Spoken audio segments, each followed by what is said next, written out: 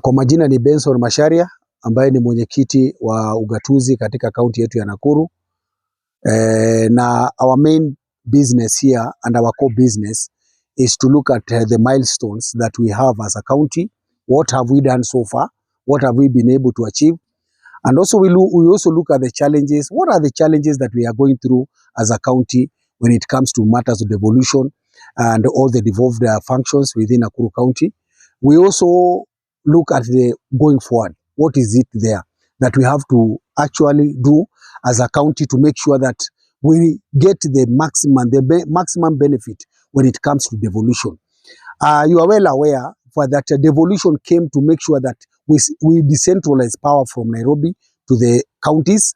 Now, even like Nakuru right now, we have a governor, we have CCs, we have directors, and we have everybody else who we know that they are working towards us implementing all the programs. And for today, I want to talk about the control of budget report that we saw was released just the other day, whereby some of the counties were greatly indicted, like Nakuru. It was indicted for not for spending zero budgets on development.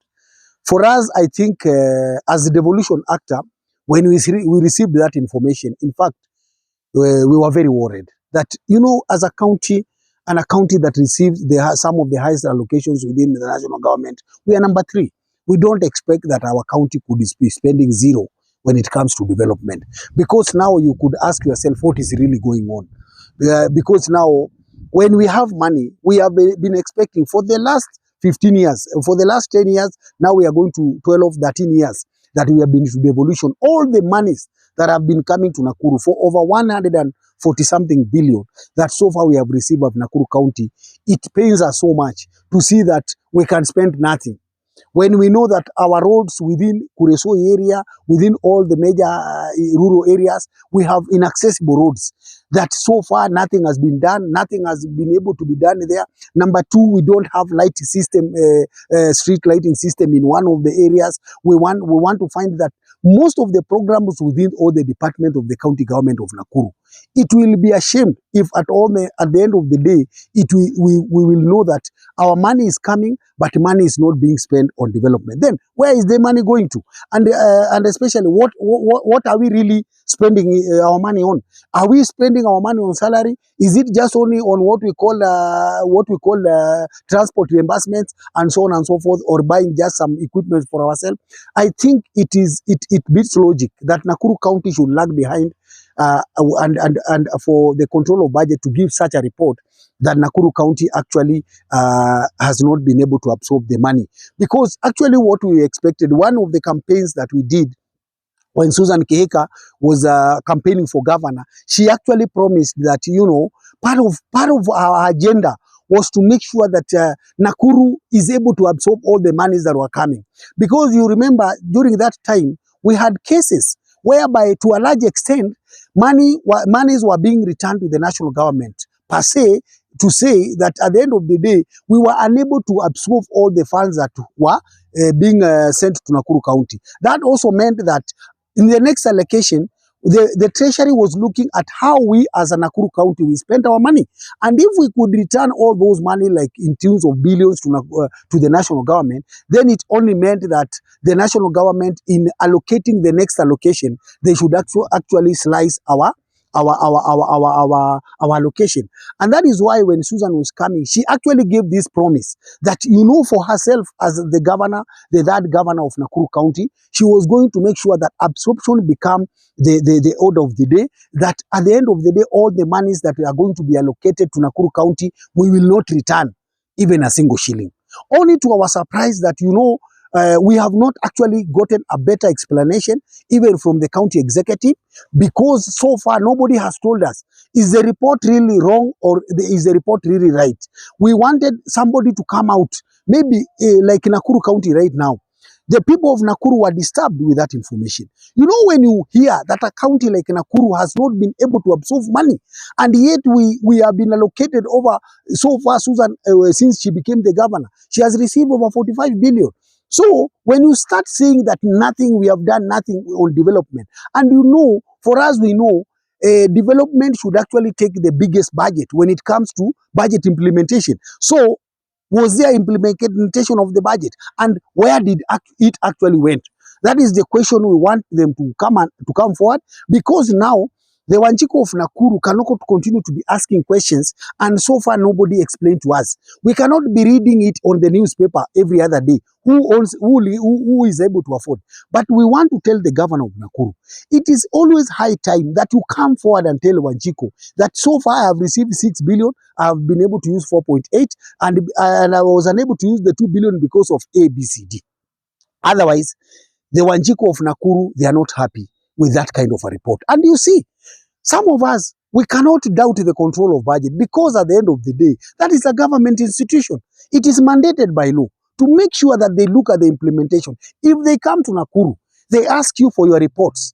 Which are some of the projects you have done? What have you been able to pay? They look at all those documents by the time they are giving their reports. And I don't think, in as much as they can be accused of sensationalization of the report, I don't think they will go that level, because I don't think the control of budget is benefiting by anything, by telling counties things are not going wrong. What we want the county government of Nakuru is to actually check what is not working, what is not happening in the right direction, so that at the end of the day, then they can be able to correct the same, so that at the end of the day, as the people of Nakuru, we can now start seeing that, okay, this is the money that came to Nakuru, this is what was spent, and this is what was not spent. But it will pain us more looking at the rehabilitation of our hospital, looking at our roads, looking at lack of street lighting, looking at some of the equipments which are not there even in our dispensary.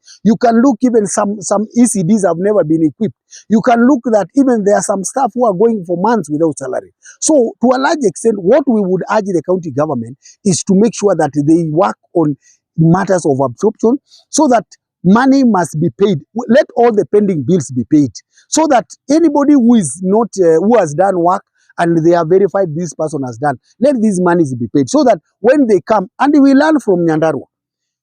During the last regime of Governor Kimemia, Nyandarua became the first county in the country to have consumed and to have absorbed their funds to almost 85 to 90%. Why?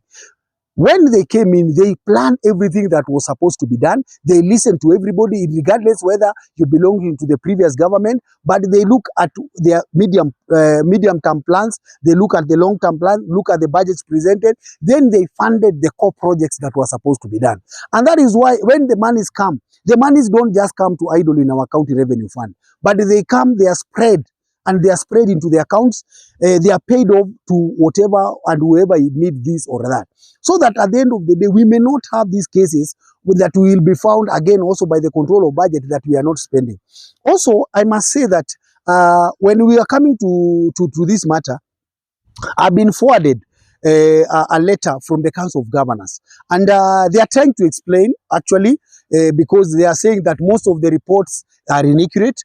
They have tried also to say that, you know, the report that the control of budget has given has not really reflected what is on the ground. That within just 3 months, the control of budget was unable to go to the counties and get the proper report and get the accuracy when it comes to data, when it comes to development agenda, and so on and so forth.